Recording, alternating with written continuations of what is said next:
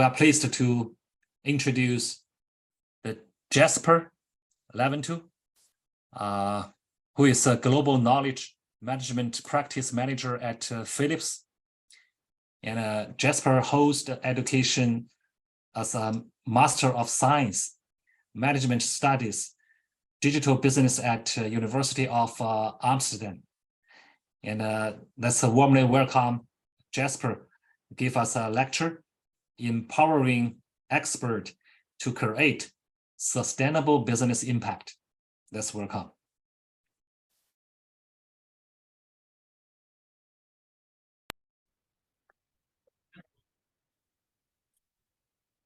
Hi, hello everybody. Hi. So thank you for having me in this session. I'm very pleased to be here with you all. And yeah, thank you for your time and effort in joining this session. My name is Jasper Lavertu. I'm based in Amsterdam, the Netherlands, and I'm the Global Knowledge Management Practice Manager of Philips. Philips is a leading health technology company operating globally. We have roughly 75,000 employees worldwide, and yeah, like I said, we have a presence all over the world. Our biggest markets currently are in Europe, in China, and in Northern America. But yeah, like I said, we are located all over the world. So a little bit about Philips, relatively old company, founded in 1891 in the Netherlands. Initially to manufacture incandescent lamps and other electrical products. Yeah, but a lot is changing. Products come and go, technology change. And actually, as we speak now, there's a new area of healthcare emerging. One in which people increasingly take ownership of their own health and well-being. Yeah, and supported by an industry that is rapidly transforming and embracing technology in new and innovative ways. Yeah, for Philips as a company with a real presence in both the personal health and the professional healthcare worlds, yes, this presents a great new opportunities to extend our leadership in health technology. It really is a challenge we're ready for, and thanks to the capabilities and experience we've built up over these 130 years as a people-focused innovation company.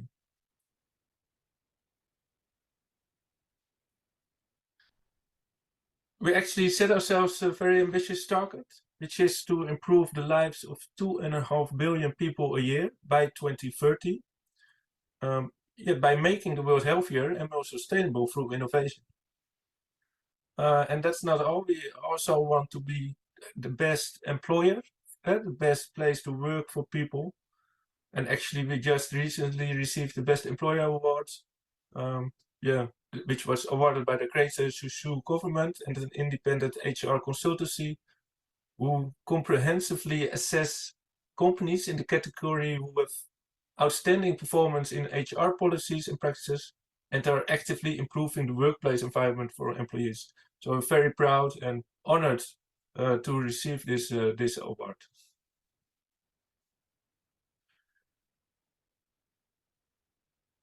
Yeah, so leveraging our expertise and experience in both the clinical space and consumer technologies, we're helping healthcare providers, payers, consumers, and companies to address the challenges they face. Yeah, by applying our unique ability to develop and deliver solutions that span the complete health continuum. And we like to visualize healthcare as a continuum, since it suggests the notion of continuous care. And it becomes very compelling when one thinks of this continuum as being connected. And so the health continuum is about a healthy living, prevention, in case there is more care needed, proper diagnosis and good treatment, and home care. And we're convinced that in this connected world, it is vital to take a holistic and seamless view of the end-to-end patient journey. And at Philips, we are ideally positioned to help consumers on their health journey and to connect them to their caregivers for the right intervention at the right place and at the right time.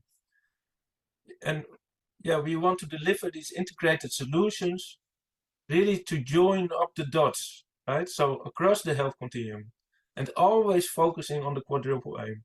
And the quadruple aim is having better health outcomes, having an improved patient experience, but also having an improved staff experience of healthcare professionals, and also, very important, lower cost of care. And today our businesses are clustered as follows. We have the diagnosis and treatment businesses, which is mainly a precision diagnosis, providing smart connected systems, optimized workflows, and integrated diagnostic insights, leading to clear care pathways and predictable outcomes. The other business cluster within the diagnosis and treatment business is image-guided therapy, innovating minimally invasive procedures in a growing number of therapeutic areas with really significantly better outcomes and productivity. Another very important business cluster are the connected care businesses, driving better care management by seamlessly connecting patients and caregivers from the hospital to the home. And finally, we have a focus around personal health businesses, delivering solutions that enable healthier lifestyles, personal hygiene, and living with chronic disease.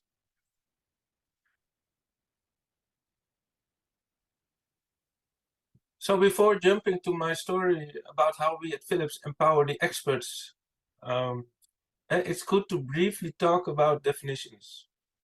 Because what you see happen in the research, but also within the knowledge management community, there's a lot of discussion and attention going to the different types of knowledge, be it explicit or tacit or implicit. But you also see there's no clear definition of those types of knowledge. Depending on whom you ask, you might get a slightly different perspective on it.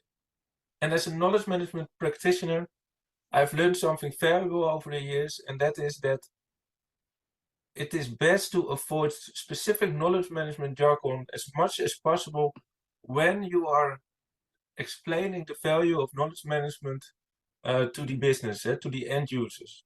Often the discussions focus on definitions and creating clarity around those definitions, but that only distracts from the actual message and the value that knowledge management could bring.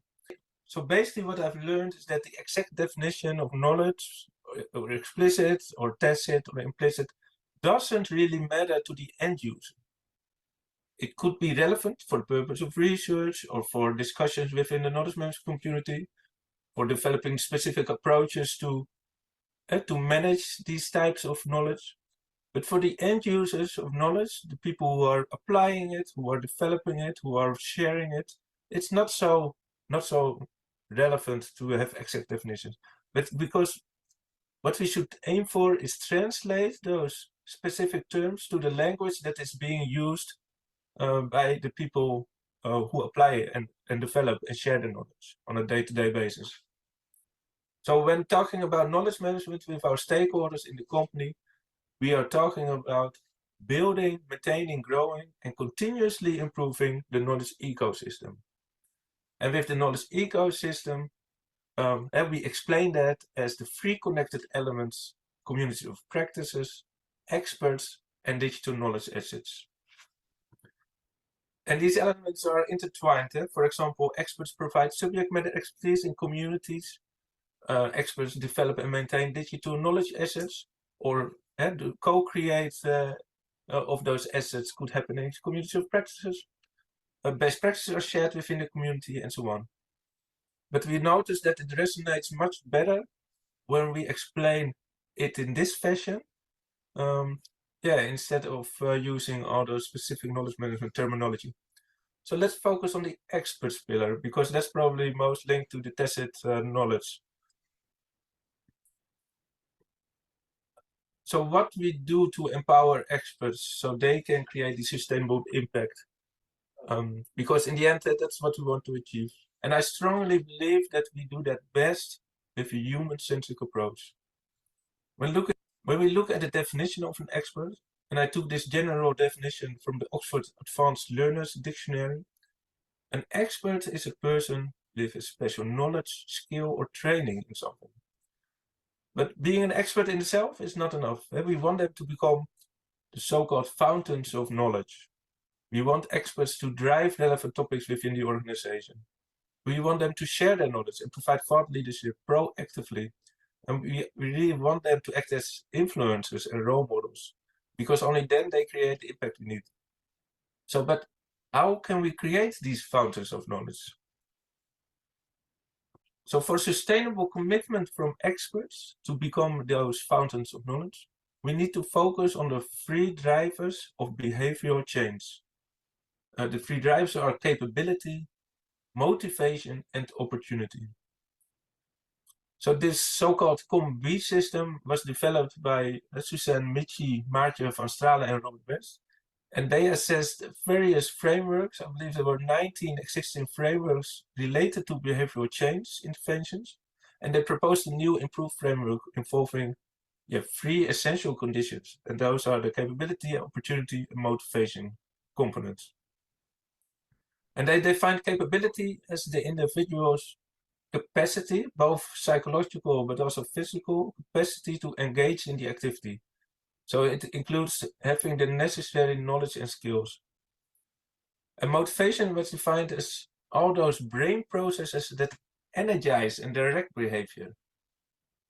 And opportunity is defined as all the factors that are outside of the individual that make the behavior possible or prompted. And in this behavior system, capability, opportunity, and motivation interact to generate the behavior that in turn influences these components. And that is also being represented by the double-headed arrows in this picture. It represents the potential influence between components in the system. So opportunity, for example, can have an influence on motivation, as can capability. And enacting a behavior could alter the capability, motivation, and opportunity. So translating this model to our context. Capability. So do the experts know what being a fountain of knowledge means for them? Is it clear what is expected from them? And do they have the right skills and experience to do so? When we translate motivation, do the experts understand and feel why this is important for the organization and for our customers and for the patients? Do they see the benefits also for themselves? And is it exciting and fun to be part of this? And then the opportunity, is there a clear strategy? Is our governance supporting the experts to be the fountain of knowledge? And do we have the right processes and systems in place to enable them taking on their role? Is our culture or organizational culture, is that supporting them? And in the following slides, I will explain how we approach this to ensure that experts are capable, motivated, and have the opportunity. So first, capability. To make the experts capable, we developed a performance support for experts. And we developed those materials based on the 5 moments of need framework. And this 5 moments of need framework was developed by Dr. Konrad Gottfredsen and Bob Mosher. And backed by research, they argued that the best learning happens over time and in the flow of work versus in singular events, for example. So this framework is helping to shift from a learning mindset to a performance-first mindset. And with that, enable effective and efficient performance in the flow of work. So basically, learning while working. And there are 5 moments of need to learn while working. And the first is new, when people are learning something for the first time. Then there's more, when people are expanding the breadth and depth of what they have learned. Another moment of need is change, when people have to learn new ways of doing something. Solve is another one, when people have to solve a problem and resolve an issue because things don't always work the way they should. And finally, apply is a moment of need where people have to act upon what they have learned. And performance support provides aid to a person, and to the experts in this case, at their moments of need to share the most effective performance. And there's so much more to tell about this framework. So I really encourage you all to take a look at their website to learn more about this. It's very interesting.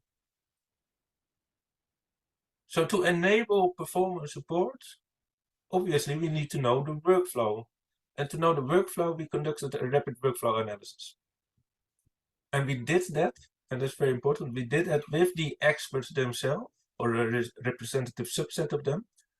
And basically, we organized various brainstorming sessions with various well-recognized experts in the company. And we simply asked them what they do to be an effective and efficient expert. So after these brainstorming sessions, we applied a principle of chunking, because we had a whole list of activities that they do, a whole list of tasks, and we grouped those job tasks into specific processes. So we labeled processes to those groups. And this chunking is helping to optimize the capacity of the mind to store and retrieve information from long-term memory. So it really helps them not only to understand, but also to remember what they have learned, right? We also gained more detail by identifying the steps to execute those tasks. And we identified the knowledge needed to take those steps. And the supporting materials for experts that we developed are again based on these knowledge needs in the flow of work. So as a result of the rapid workflow analysis, we labeled 6 processes that are important for experts playing their role. So the first one is manage incoming requests. Experts receive lots of requests for their expertise. So develop support to help them anticipate, triage, and verify incoming requests. The other label is supporting colleagues. To respond to requests, we created performance support for experts in providing direct support, but also indirect support for colleagues. And indirect support is, for example, collecting repeating questions and setting up an FAQ section, for example. The third process label we identified was educate people. And you can think of giving lectures or providing supervision, but also being a mentor is a very important activity to educate people and to share and transfer knowledge. Another important process label is measure success and impact. Very important. How to measure your own performance, and how can you measure the impact of your contributions as an expert? Then we also have the process label develop and maintain the expertise. Experts want to stay up to date. They develop new knowledge, for example, through research, or they do regular expertise health checks and benchmarking, and so on. Another important process label was develop and maintain the network. For example, how to create an online presence on our company Yammer, but also on LinkedIn, for example. And support to participate in events and contribute to communities is also part of that process label. And to support the experts in their roles, we delivered an online guide with an equal structure as the output of the rapid workflow analysis. And we created various training materials in different formats. Apart from that, we are also setting up a community of practice for experts, where they can share best practices and discuss challenges, and, for example, provide tips and tricks on being an effective and efficient expert. So that's what we do to ensure that we have capable experts, but we also want motivated experts. And as I mentioned, Philips is a leading health technology company. And we have many medical experts in-house. And we actually did a short survey within the medical experts community of Philips and asked them what they find rewarding in being a medical expert. And on this slide, you see the results of that survey. So the experts could indicate multiple rewards. So the outcome of the survey is a percentage of the total answers given. And what strikes me most is that none of them answered monetary rewards as being a motivator. The effect of monetary rewards has been researched intensively, and it is concluded in various research that monetary rewards are not a sustainable incentive for cognitive, creative, and innovative work. And helping others move forward has been answered most as being a reward, and I believe that's true. I really believe that we are all, or at least most of us, are willing to help others when possible, of course, and when we know it makes a difference. So other rewards that experts find motivating are to create a positive impact and also networking opportunities. but also exposure to new job opportunities and being able to influence the subject matter at hand is considered rewarding.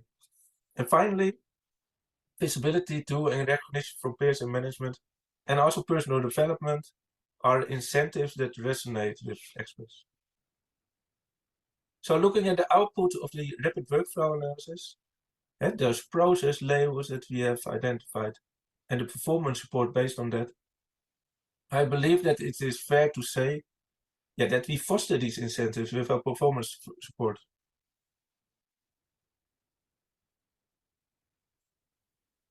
So and finally, we want to create the opportunity for an expert to be an expert. And there are potentially many ways to realize that opportunity. But at Philips, we focus on 4 aspects. First of all, the discovery of experts. So who are the experts and where are they in the organization? But we also focus on the validation of expertise and how to make those experts visible to the rest of the organization. We also focus on support for experts from relevant stakeholders in their direct environment. And we also focus on educating knowledge seekers on guidelines on how to best connect with experts.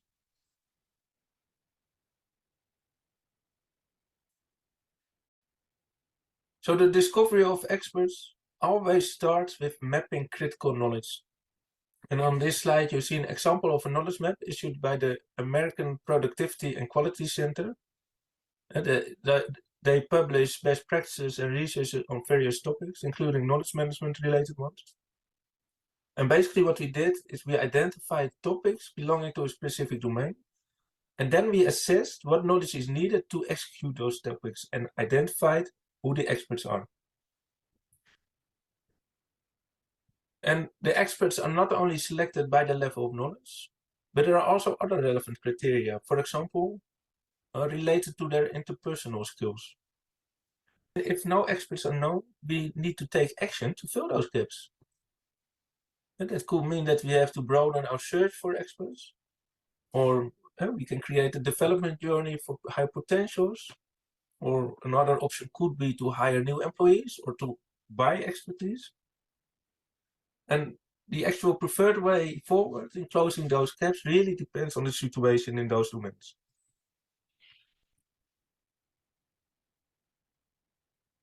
So another element of providing the opportunity to experts is validating their expertise and making the experts and the expertise visible throughout the organization. So to that end, we developed a platform with a database of relevant resources, such as community of practices and expert profiles. And those expert profiles are connected to the corporate activity directory. And this portal is available to all Philips employees. And it also includes an automated validation process as one of the functionalities. So everybody can simply request an expert profile via the portal by submitting a request form. And they can request an expert profile for themselves or for somebody else in the organization. But when the request is submitted, both the expert and their line manager receive an automated notification to assess and approve the request. And part of the process is also to provide the justification of their approval and confirmation that they acknowledge what is expected of being an expert, but also of being the people manager of an expert. And only once they both have approved, then an expert profile will be published in the portal. And on this slide, you see an example of an expert profile. And this might seem like a very thorough procedure, which it is actually. And it might scare away some people, but at least we know with a certain confidence now that the people with an expert profile published are indeed committed. So we also put a lot of effort in providing support to knowledge managers and COP owners and moderators to empower them to support the experts. So I'm part of the global knowledge management team, which is a fairly small team. And we adopted the federated operating model, meaning that throughout the organization, people practice knowledge management locally in their domains. And these people act as knowledge manager or COP moderator, and together with them, we co-create and implement the knowledge management capability. So imagine that they are an orchestra making the magic. We, at the global team, act as the conductor of that orchestra. Yeah, they really play a vital role in making knowledge management a success throughout the organization. So to support them, we also develop training and guidance specifically for their role, also based on the 5 moments of need framework. And we also have a community of practice for knowledge management practitioners. And so they can share best practices, address questions, discuss challenges, and so on and so on.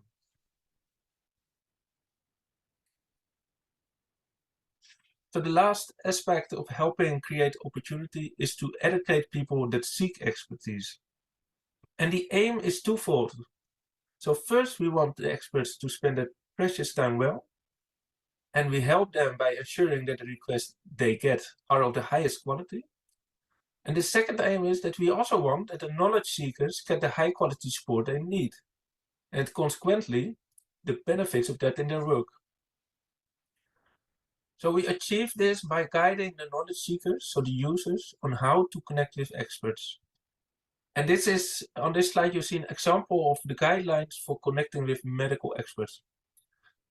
So it is expected that people first look at existing resources for knowledge, and if they don't find what they need, that then they draft a clear briefing so the experts can assess and prepare the request. It's also encouraged to contact a relevant community of practice or center of excellence first, because after all, there might be more people that could provide support. And if you still don't have the desired outcome, you can schedule a session with an expert. And last but certainly not least, it is really expected that learnings and collaboration results are shared via proper channels and within relevant communities in the organization. So other people could also benefit from it.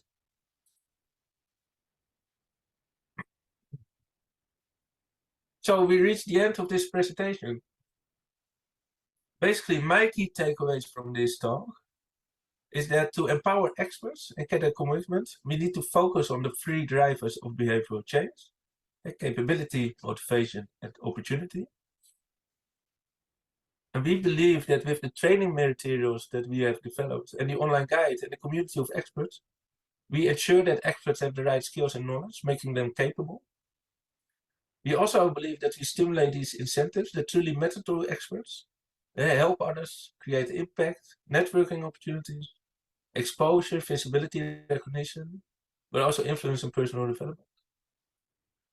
And finally, we believe that experts have the opportunity because they are discovered and visible, their expertise is validated by the line manager, also creating this commitment from the line management, and they get support from relevant stakeholders in the direct environment.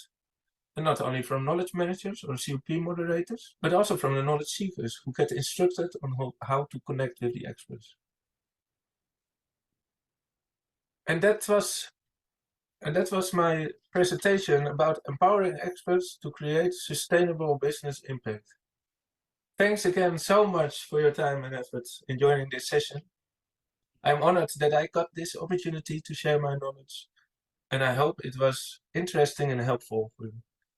And please feel free to connect with me, for example, via LinkedIn, and hopefully start a conversation and continue the knowledge sharing. Thank you very much. Thank you.